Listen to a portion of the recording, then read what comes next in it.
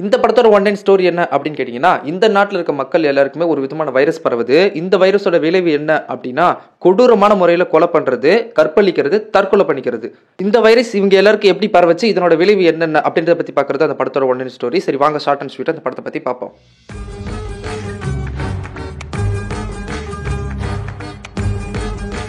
ஒரு கதை சொல்லிட்டா சார். படத்தோட ஓப்பனிங் சீன்லேயே ஒரு புருஷன் பொண்டாட்டியை காட்டுறாங்க. இவங்க தான் நம்ம படத்தோட ஹீரோ ஹீரோயின். இவங்க ரெண்டு பேரும் இப்போ அடுத்த வாரம் எந்த ஊருக்கு டூர் போகலாம் அப்படின்ற மாதிரி பிளான் போட்டுட்டு இருக்காங்க. பிளான் போட்டுட்டே இருக்கும்போது ஹீரோவோட வாட்ஸ்அப்க்கு ஒரு வீடியோ ஒன்று வருது. அந்த வீடியோவில் என்ன சொல்றாங்க அப்படின்னா, நம்ம ஊருக்குள்ள புதுசாக ஒரு வைரஸ் ஒன்று பரவிட்டு இருக்கு. அந்த வைரஸ் வரவிடாமல் நம்ம எப்படிலாம் தடுக்கணும், அந்த வைரஸ் வந்தால் என்னெல்லாம் பிரச்சனை அப்படின்னு ஒரு டாக்டர் ஒருத்தர் எக்ஸ்பிளைன் பண்ணிட்டு இருக்காரு.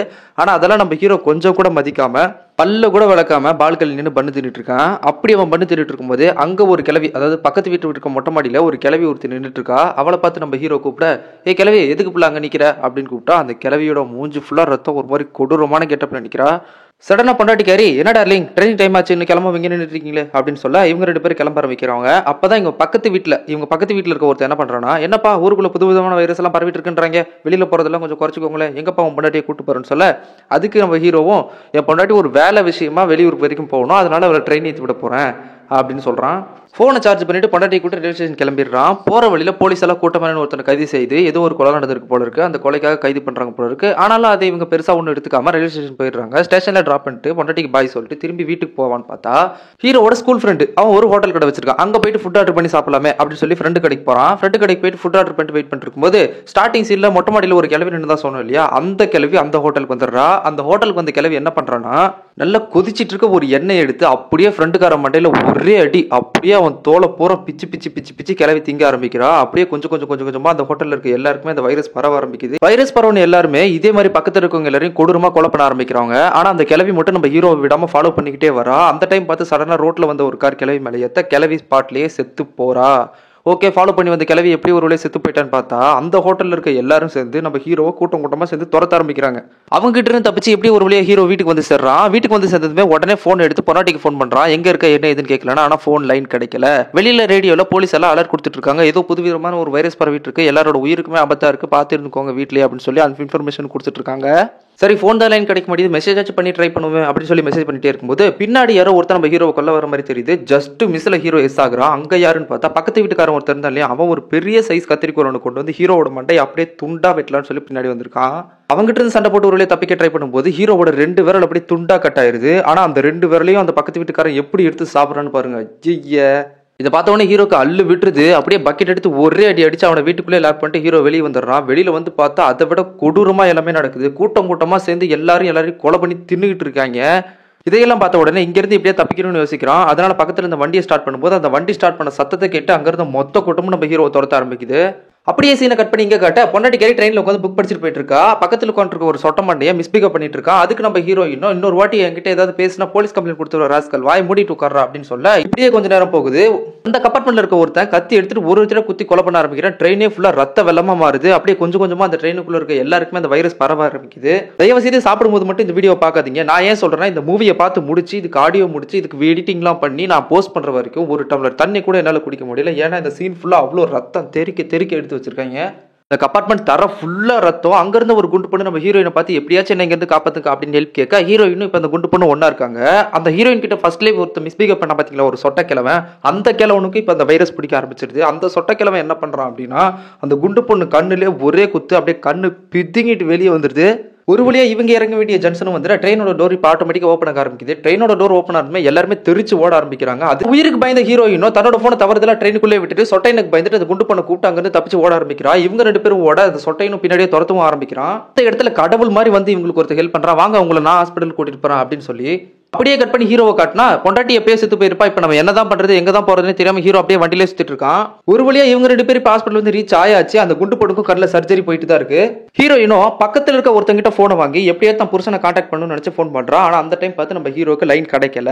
இது ஒரு பக்கம் போயிட்டு இருக்கு. அந்த ஹாஸ்பிட்டல் இருக்க ஒரு டிவில அந்த நாட்டோட பிரசிடென்ட் பேசுற மாதிரி காட்டுறாங்க. அவர் என்ன சொல்றாருன்னா, கொரோனாவை விட இது பயங்கரமான வைரஸ் தான், கொரோனால இருந்து நம்ம ஓரளவுக்கு தப்பிச்சு வந்துட்டோம், ஆனா இந்த வைரஸ்ல பல உயிர்கள் பலியாயிட்டு இருக்கு. ஸோ தயவு செஞ்சு எல்லாரும் உங்களை பார்த்துக்கோங்க, யாரும் வெளியில போகாதீங்க, இந்த வைரஸ் ரொம்பவே மோசமானது அப்படின்ற மாதிரி அந்த நாட்டோட பிரசிடென்ட் சொல்லிக்கிட்டே இருக்க, பக்கத்துல இருக்க ஒரு செக்யூரிட்டியே பிரசிடென்ட்டோட வாயிலே ஆட்டோபம் போட்டு பிரசிடென்ட் அப்படியே மண்டை தெரிச்சு செத்து போறான்.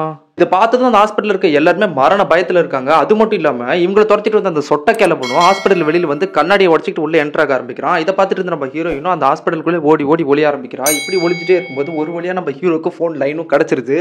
போன அட்டன் பண்ணி பேசணும் தான் நம்ம ஹீரோக்கு திரும்ப உயிரே வருது. பொண்டாட்டிக்கு ஒன்றும் ஆகலை, சேஃப்டியாக தான் இருக்கா அப்படின்றது தெரியுது. எங்கடி இருக்க அப்படின்னு பொண்டாட்டி பார்த்து கேட்க, அதுக்கு அந்த பொண்டாட்டியோ இந்த மாதிரி நான் NTU அப்படின்ற ஹாஸ்பிட்டல் இருக்கேன், எப்படியாச்சும் வந்து என்ன காப்பாற்றி கூட்டு போ அப்படின்னு சொல்ல, ஒன்றும் பயப்படாதமா நான் சீக்கிரமா அங்கே வந்துடுறேன், உனக்கு ஒன்றும் ஆகாது, நான் உன்னை பார்த்துக்கிறேன், அது வரைக்கும் அந்த ஹாஸ்பிட்டல் மட்டும் சேஃப்டியாரு அப்படின்னு சொல்லி ஃபோனை வச்சுட்டு இப்போ நம்ம ஹீரோ அந்த ஹாஸ்பிட்டலை நோக்கி போக ஆரம்பிக்கிறான். இப்படி ஹீரோயின் ஃபோன் பேசிட்டே இருந்தது வச்சு அந்த சொட்டக்கிழவனு ஹீரோயினை தேடி வர ஆரம்பிச்சிடறான். இவங்க 2 பேருக்கு இங்கே ஒரு பெரிய சண்டை நடக்குது. இந்த சண்டையில் இந்த ஹீரோயின் ஒரு பெரிய சிலிண்டரை தூக்கி சொட்டையனோட மண்டையிலே அடித்து சாவடிச்சிடறா. இப்படி சாவடிச்சதுமே பக்கத்தில் செவுத்துலேருந்து ஒரு டோர் ஒன்று ஓப்பன் ஆகுது. அந்த டோருக்குள்ளே பார்த்தீங்கன்னா இந்த கொரோனாக்காகலாம் சேஃப்டிக்கு ஒரு ட்ரெஸ் போடுவாங்கல்ல, அந்த மாதிரி ட்ரெஸ் போட்டு ஒருத்தர் நின்றுக்கிட்டு நீ உள்ள வாமா அப்படின்னு கூப்பிட்டா ஹீரோயினும் யோசிக்காம அந்த ரூம்குள்ளே கிளம்பி போயிடுறா. ஒரு வழியா நம்ம ஹீரோவும் இந்த ஹாஸ்பிட்டலுக்கு ரீச் ஆயிடா. சரி இந்த கொரோனா ட்ரெஸ் போட்ட ஆள் யாரா அப்படின்னு பார்த்தா நம்ம ஹீரோ ஸ்டார்டிங் சீன்லேயே ஒரு வீடியோ பார்த்துட்டு இருப்பான் இல்லையா, அந்த வீடியோவில் ஒரு டாக்டர் தான் அந்த வைரஸ் பற்றி பேசியிருப்பாரு. அந்த டாக்டர் தான் இந்த டாக்டர். சரி இந்த டாக்டர் இப்போ எதுக்காக நம்ம ஹீரோயினை கடத்திருக்கா அப்படின்னு பார்த்தா, ஹீரோயின் இத்தனை பேரையும் தாண்டி வந்ததால ஹீரோயினோட உடம்புல அந்த நோயை எதிர்க்கிறதுக்கான ஒரு சக்தி இருக்கு. ஸோ உன்னை வச்சுதான் இந்த நாட்டு மக்களே காப்பாற்ற முடியும், ப்ளீஸ் கோஆப்ரேட் பண்ணு அப்படின்னு பேசிட்டே இருக்கும்போது ஹீரோயினோட கழுத்துல ஒரு ஊசி போட்டுறான். ஹீரோயின் அப்படியே மயக்கடிச்சு விழுந்துடுறாங்க.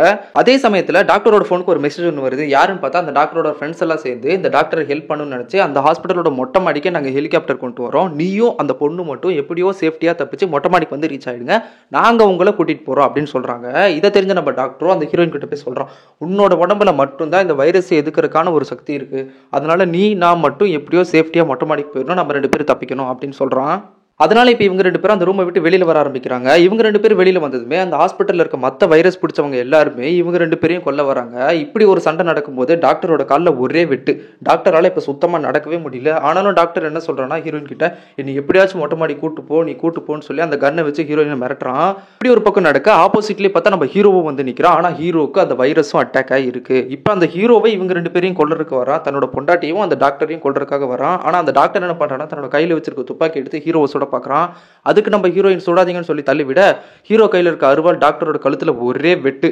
டாக்டர் அங்கேயே செத்து போயிடுறான். ஓகே ஹீரோக்கு இந்த வைரஸ் பிடிச்சிருச்சு, இவங்ககிட்ட இருந்தால் நம்மளே இவன் கொண்டுருவான்னு நினைச்ச ஹீரோவை அதே ரூம்லேயே லாக் பண்ணிட்டு ஹீரோயின் மட்டும் தப்பிச்சு போக நினைக்கிறாங்க. ஆனால் அந்த சமயம் பார்த்து ஹீரோயினுக்கு வைரஸ் அட்டாக் ஆயிருக்கிறதையும் தாண்டி ஹீரோ ஒரு விதமாக பேச ஆரம்பிக்கிறார். என்னன்னா இவ்வளோ நாள் நான் அவனை சந்தோஷமாக தான் வச்சு நல்லா தான் பார்த்துக்கிட்டேன், இதுக்கு மேலேயும் கிடச்சிருந்தாலும் நான் நல்லா தான் பார்த்துருப்பேன், ஆனால் என்ன விதியோ தெரியல இப்படி ஆயிடுச்சு, நீயாச்சும் எப்படியாச்சும் தப்பிச்சு போ, நீயாச்சும் சந்தோஷமா இரு அப்படின்னு சொல்ல ஆரம்பிக்கிறாரு. எமோஷன் அப்படி ஒரு எமோஷன், லவ்னா லவ் அப்படி ஒரு லவ். இப்படி இவங்க 2 பேரும் பேசிட்டே இருக்கா. மொட்டை மாடியில் ஹெலிகாப்டர் சத்தமும் கேட்க ஆரம்பிச்சிருது. நம்ம ஹீரோயினும் போய் அந்த டோரை திறந்து போக ஆரம்பிச்சிடறாங்க. இதோட இந்த படம் இங்கே ஓவரு. இந்த உலகத்துல தப்பு சரின்னு எதுவும் கிடையாது ப்ரோ. எதுவும் இங்க சரியும் இல்ல தவறும் இல்ல போட.